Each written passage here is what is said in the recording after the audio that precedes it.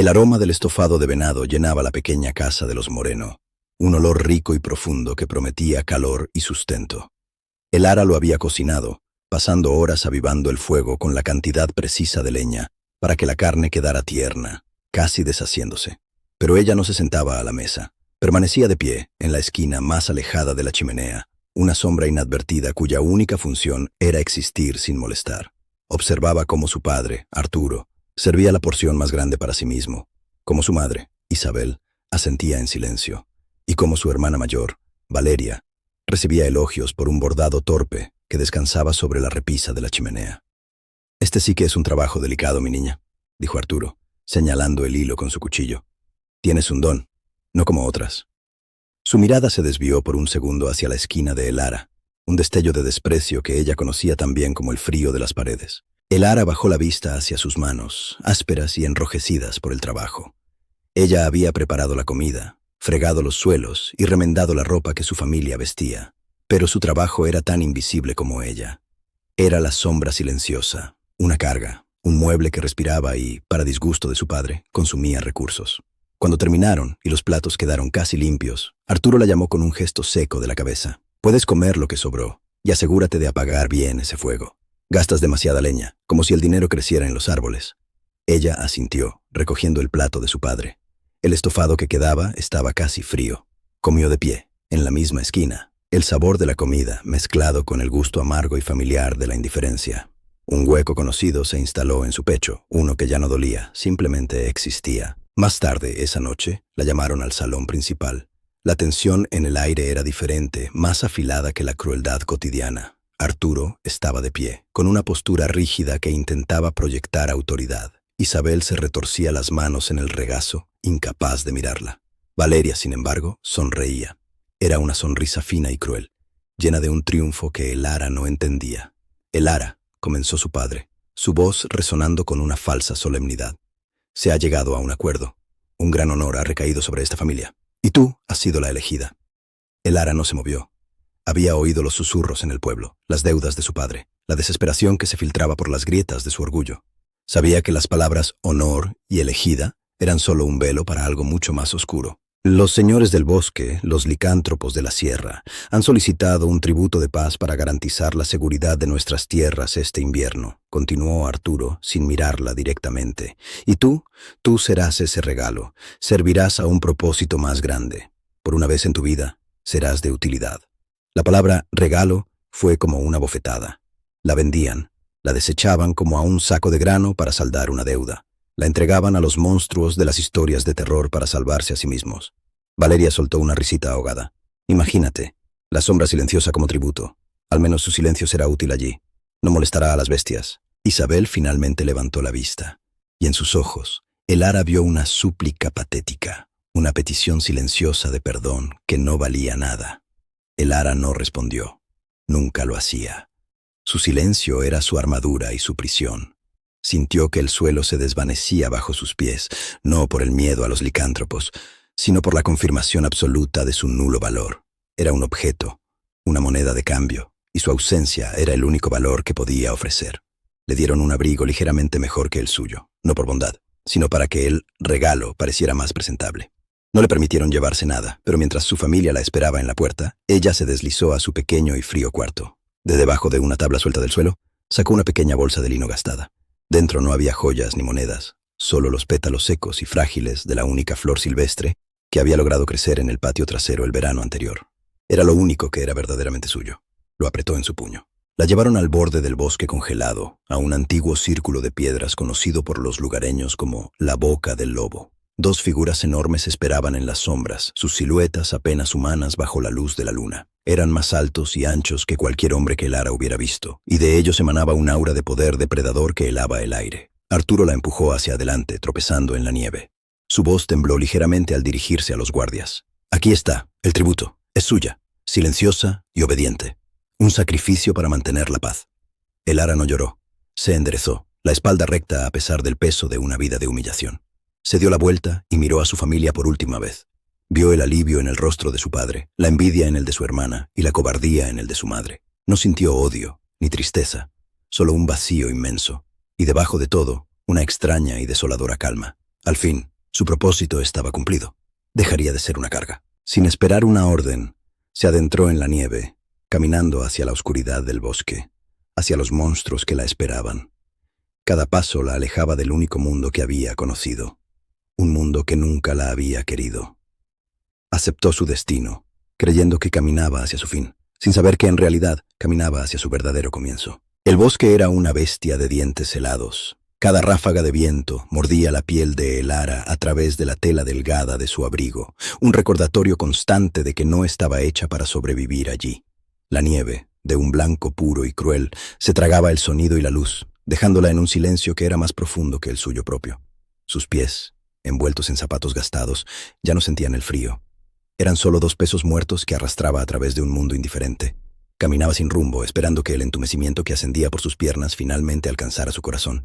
Era lo que su familia quería, después de todo, que desapareciera, que dejara de ser una carga. Pero entonces, algo cortó el aullido del viento. Un sonido débil, un quejido agudo y desesperado que apenas era un susurro. Se detuvo, la cabeza inclinada. La mayoría lo habría confundido con el crujido de una rama o el lamento del aire atrapado entre las rocas. Pero para Elara era una llamada. Su don, esa extraña empatía que siempre había atraído a las criaturas rotas, tiró de ella como una cuerda invisible. Se desvió del inexistente camino, hundiéndose hasta las rodillas en la nieve profunda, siguiendo esa pequeña hebra de dolor. La encontró al pie de un viejo pino, una pequeña perturbación en la manta blanca. Se arrodilló, sus manos ya amoratadas por el frío, y empezó a cavar. La nieve era como polvo de vidrio, arañando su piel. Debajo encontró dos pequeños bultos de pelo, apenas más grandes que su puño. Eran cachorros de lobo, sus cuerpos pequeños y rígidos, cubiertos de una fina capa de hielo. Uno de ellos tembló débilmente, emitiendo otro gemido lastimero. Estaban muriendo. Sin un segundo de duda, Elara se desabrochó el abrigo. El impacto del aire gélido contra su pecho le robó el aliento, pero no le importó. Con una delicadeza que nunca le habían mostrado a ella, tomó a los dos cachorros y los acurrucó contra su piel, directamente sobre su corazón. Eran fríos como piedras de río en invierno. Abrochó su abrigo sobre ellos, creando un pequeño nido de calor desesperado. Sintió el leve latido de uno de ellos contra sus costillas y un nudo se formó en su garganta. Eran como ella, pequeños, abandonados y congelados por la crueldad del mundo. Protegerlos se convirtió en el único propósito que le quedaba. Fue entonces cuando el bosque cambió. El aire se volvió pesado, cargado con una electricidad palpable, el tipo de silencio que precede a la caída de un rayo. Elara levantó la vista. Sombras se desprendían de los árboles, moviéndose con una gracia fluida y aterradora. Eran enormes, más altos y anchos que cualquier hombre, siluetas de depredadores contra la nieve pálida. 5 de ellos, y en el centro, uno que parecía tallado en la misma montaña. Su corazón se detuvo. El miedo, un veneno helado, se apoderó de ella, paralizándola. Se encogió sobre sí misma, apretando a los cachorros con más fuerza, su cuerpo convirtiéndose en un escudo inútil. Esperó el desgarro de las garras, el golpe final que la enviaría a la nada que creía merecer. Los vio acercarse, sus botas hundiéndose en la nieve sin hacer ruido. El líder se detuvo a solo unos metros de ella. Era una fuerza de la naturaleza. Casi 2,5 metros de músculo y poder contenido, con hombros que parecían capaces de soportar el peso del cielo. Un mapa de cicatrices antiguas marcaba su rostro endurecido. La más notable, una línea plateada que cruzaba su ojo izquierdo, dejándolo ciego y lechoso. Pero el derecho ardía con la intensidad del oro fundido, un ojo que lo veía todo. Elara no podía respirar. Un gruñido bajo retumbó en su pecho, el sonido de una avalancha a punto de desatarse. Pero el gruñido se ahogó cuando su mirada dorada bajó, fijándose en el bulto bajo el abrigo de Elara. Vio una pequeña nariz negra asomarse, olfateando el aire. El gigante se quedó inmóvil. Elara vio cómo la furia en su rostro se resquebrajaba, reemplazada por una incredulidad atónita. El mundo pareció contener la respiración. Entonces, el rey alfa de la Sierra Nevada hizo algo que desafiaba toda lógica. Se arrodilló en la nieve. El sonido suave de sus rodillas golpeando el suelo fue como una explosión en el silencio. El gesto era tan inesperado, tan contrario a la terrorífica imagen que proyectaba, que la mente de Elara no pudo procesarlo. Un rey no se arrodilla ante un sacrificio. Un monstruo no se inclina ante su presa. Extendió una mano enorme, no hacia ella, sino hacia el cachorro. Sus dedos, callosos y marcados por la batalla, fueron increíblemente suaves al rozar la cabeza del pequeño lobo. El cachorro, sintiendo una calidez familiar, lamió débilmente su dedo. El hombre cerró su ojo dorado por un instante, y una ola de dolor y alivio puro recorrió sus facciones. Cuando volvió a mirar a Elara, la reverencia en su mirada era tan abrumadora que la hizo temblar por una razón completamente nueva. Ella esperaba una acusación, un castigo por robar lo que era suyo. En cambio, él habló. Su voz era como el retumbar de la tierra, profunda y suave, un trueno envuelto en terciopelo que vibró en los huesos de Elara. Tu mundo te llamó un sacrificio, dijo, cada palabra resonando con un peso absoluto. El mío te llamará salvación. Las palabras la golpearon, desmantelando ladrillo a ladrillo el muro de inutilidad que había construido a su alrededor durante 19 años. No tenían sentido, y sin embargo, se sentían como la única verdad que había escuchado en su vida. Antes de que pudiera reaccionar, él se levantó y se movió con una velocidad cegadora. La levantó del suelo como si no pesara más que una hoja seca. La sostuvo en sus brazos, con los cachorros anidados de forma segura entre sus cuerpos. El calor que emanaba de él era como un horno, una promesa de vida que se filtró a través de su ropa helada y llegó hasta su alma congelada. Se quitó su propia capa, una pesada piel de oso, y la envolvió alrededor de ella, creando un capullo de calor y el aroma a pino, ozono y poder puro. El viaje de regreso fue un sueño febril. Sostenida contra el pecho del alfa, sintió por primera vez en su vida la sensación de seguridad absoluta. Sus guerreros los flanqueaban, no como guardias de una prisionera, sino como una guardia de honor. Atravesaron el bosque espeso y emergieron ante una fortaleza de piedra que parecía haber crecido de la misma ladera de la montaña. Donde Elara había conocido paredes de madera podrida y corrientes de aire frío, ahora veía muros sólidos, enormes chimeneas que rugían con fuegos crepitantes y el brillo de la luz cálida derramándose por las ventanas. Al entrar, el aroma a carne asada, pan recién horneado y hierbas secas la envolvió. El gran salón estaba lleno de su gente, guerreros y mujeres de aspecto fiero, niños que corrían con una energía salvaje. Todos se detuvieron, todas las miradas se posaron en ella, acunada en los brazos de su alfa, pero no había desprecio en sus ojos, no había indiferencia. Había asombro, gratitud y una devoción tan intensa que era casi tangible. Se abrieron paso, inclinando la cabeza en una muestra de respeto que la dejó sin aliento. Elara miró el rostro del hombre que la sostenía y vio en su ojo dorado un reflejo de sí misma, no como una sombra silenciosa, sino como algo infinitamente precioso, algo que había sido encontrado. La fortaleza de la manada de la Sierra Nevada no era una casa, era el corazón de la montaña hecho piedra y fuego. Damián la llevó a través de una enorme puerta de roble y hierro, y el mundo de Elara se rehizo en un instante. El aire, en lugar de oler a humedad y desesperanza, estaba impregnado del aroma de pino ardiendo en la chimenea, de pan recién horneado, y de algo más, algo salvaje y limpio, como la tierra después de una tormenta. El gran salón era un cavernoso espacio de calidez y vida. Pieles de oso y lobo cubrían los suelos de piedra, y tapices que contaban historias de cacerías y batallas colgaban de las paredes. El fuego en la chimenea central era un sol rugiente, y la luz danzaba sobre los rostros de la manada, que se habían reunido en un silencio reverente. Las miradas que la siguieron no eran las que conocía. No había desprecio, ni lástima, ni la indiferencia cortante de su familia.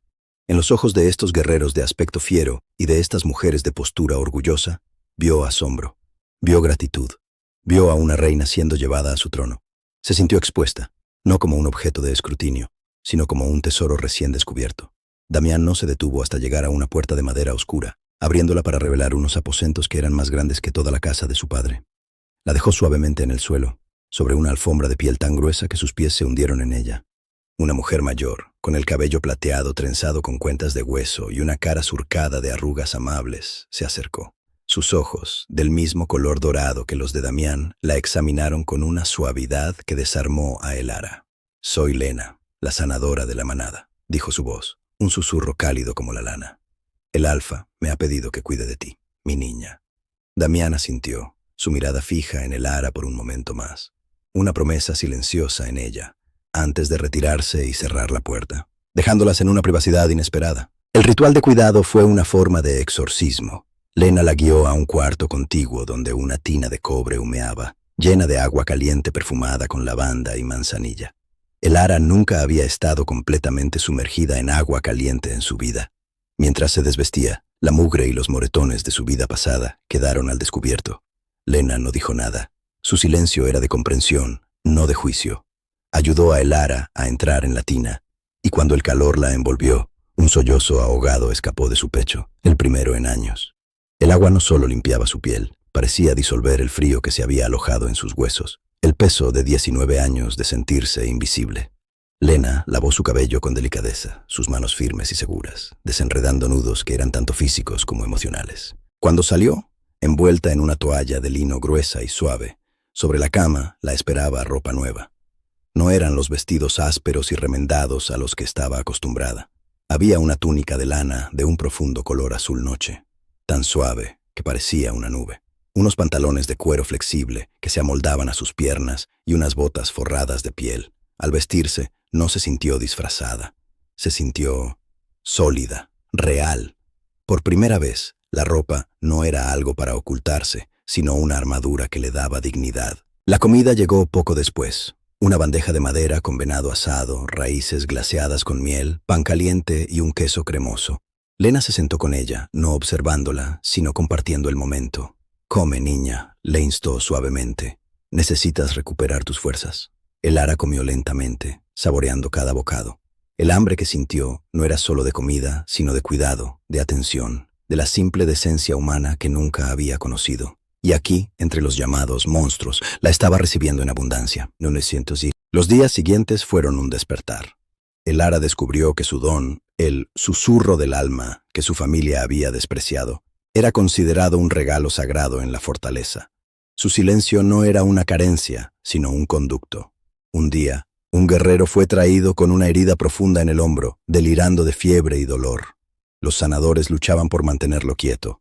Elara, atraída por la ola de sufrimiento, entró en la enfermería. No dijo nada, simplemente se sentó cerca de la camilla. Una calma palpable llenó la habitación. El pulso frenético del guerrero se ralentizó. Su respiración se hizo más profunda y cayó en un sueño curativo. Lena la miró con lágrimas en los ojos y le susurró: «Eres el corazón de la manada, el ancla en nuestra tormenta». Su habilidad floreció.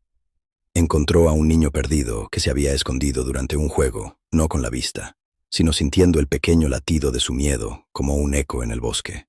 Calmó a la matriarca más anciana y gruñona, una loba que no confiaba en nadie, simplemente sentándose a su lado y compartiendo el silencio hasta que la anciana apoyó la cabeza en su regazo con un suspiro de paz.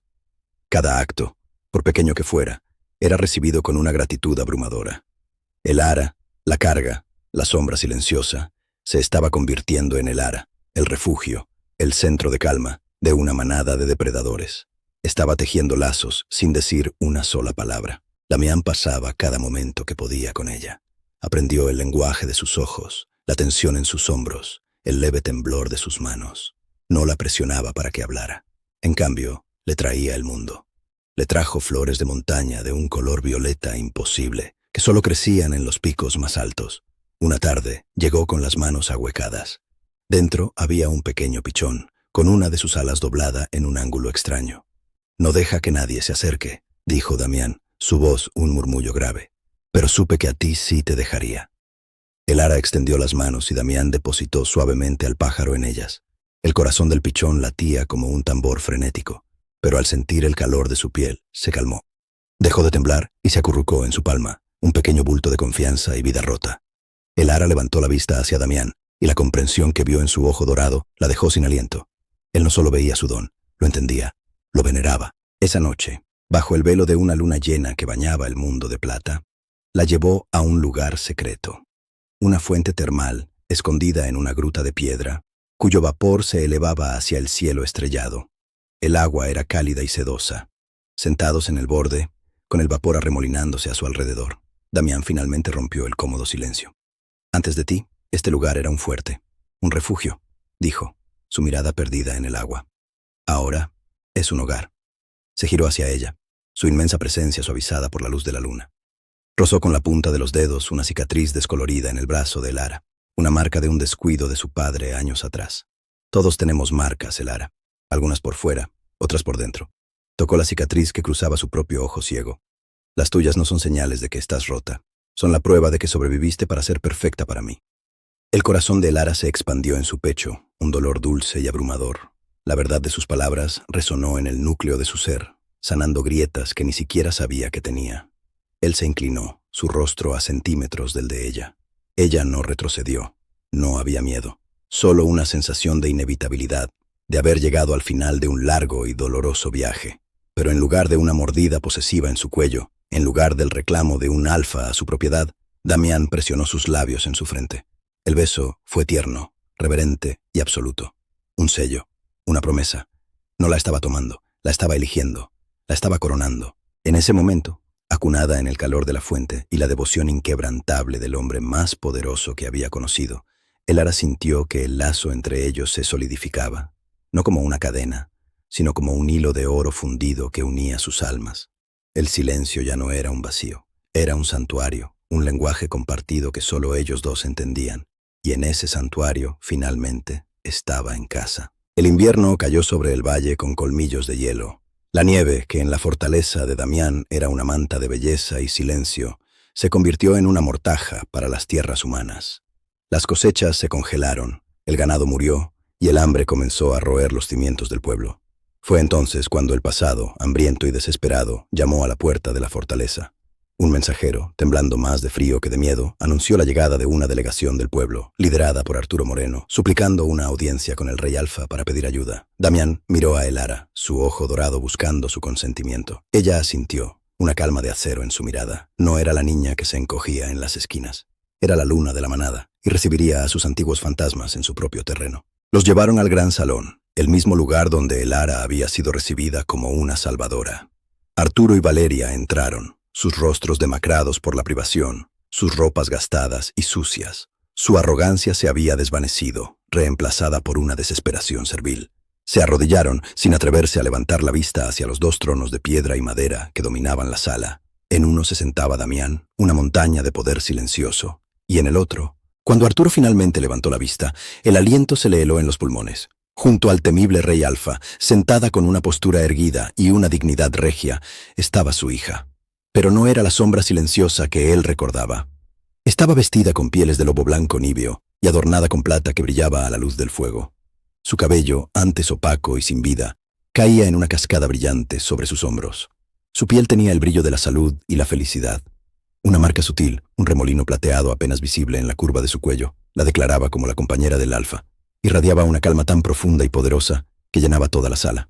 El shock en el rostro de Arturo se convirtió en una mueca de incredulidad. Valeria, sin embargo, reaccionó con el veneno que siempre la había definido.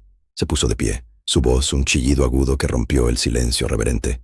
«Tú, es un truco, una bruja muda. Ha hechizado al monstruo para robar lo que nos pertenece». Una sonrisa lenta y mortal se dibujó en los labios de Damián. No se movió de su trono, pero su presencia pareció expandirse, absorbiendo todo el aire de la habitación. Un gruñido bajo retumbó en los pechos de cada licántropo presente, una sinfonía de amenaza contenida. «¿Monstruo?», preguntó Damián, su voz un trueno suave que hizo vibrar las piedras. «Este monstruo se asegura de que su gente esté alimentada y caliente, mientras su líder vende a su propia hija por $20,000. Con un gesto casual, Damián arrojó un fajo de billetes al suelo de piedra, a los pies de Arturo. El dinero se desparramó como hojas muertas. «Este fue su precio», continuó, su ojo dorado ardiendo con un desprecio helado. «Ahora miren a su reina, miren el tesoro que tiraron a la basura como si fuera escoria». Arturo se arrastró, su rostro una máscara de terror y codicia al ver el dinero. «Por favor, mi señor, no sabíamos. Ella siempre fue inútil», balbuceó, su patética excusa muriendo en el aire. La manada se tensó, sus músculos listos para saltar, sus colmillos a punto de ser desenvainados. Pero entonces Elara levantó una mano. Solo un gesto, sereno y definitivo. El gruñido cesó al instante. El silencio que cayó fue absoluto, una muestra de lealtad y poder más aterradora que cualquier amenaza. Se levantó de su trono, su vestido de pieles blancas moviéndose a su alrededor como una nube de nieve recién caída, y caminó hacia su familia. Se detuvo frente a ellos, una diosa de la luna descendida para juzgar a los mortales. Y entonces, por primera vez en más de una década, habló. Su voz no era un grito ni un susurro tembloroso. Era baja, ligeramente ronca por el desuso, pero tan clara y resonante como una campana de cristal en el aire invernal. «Ustedes me dieron el silencio», dijo, cada palabra cuidadosamente formada, llena de un poder que había encontrado en la quietud. «Y en el silencio encontré mi voz». Miró a su padre, luego a su hermana. «Me llamaron una carga, y aquí aprendí a llevar el peso de una corona. Me llamaron su sombra, Y aquí me convertí en la luna. Hizo una pausa, dejando que sus palabras se asentaran. Los perdono, no porque lo merezcan, sino porque mi corazón ya no tiene espacio para su veneno. Ya no soy su sombra, soy el Ara, luna de la Sierra Nevada. Se dio la vuelta, dejando a su familia rota y humillada en el suelo. Damián se levantó y se acercó a ella, colocando una mano posesiva y tierna en la parte baja de su espalda. Ordenó a sus guardias con un gesto de la cabeza. A la familia Moreno se le dio suficiente comida para evitar que su pueblo muriera de hambre. Un último acto de misericordia de la reina, a la que habían desechado. Pero se les prohibió volver a pisar las tierras de la manada. Mientras los veía ser escoltados fuera, el Ara se apoyó en el calor sólido de Damián. Miró a los rostros de su nueva familia, su manada, y vio en sus ojos un reflejo de su verdadero yo. Amada, respetada, indispensable. El hueco en su pecho, aquel vacío frío que la había acompañado toda su vida, había desaparecido. En su lugar, había un sol ardiente de pertenencia y amor. Ya no era un objeto para ser vendido, ni un sacrificio para ser ofrecido. Su familia la había visto como un pago para saldar una deuda. Damián y su manada la vieron como lo que realmente era. Ella era el regalo que había salvado a todos.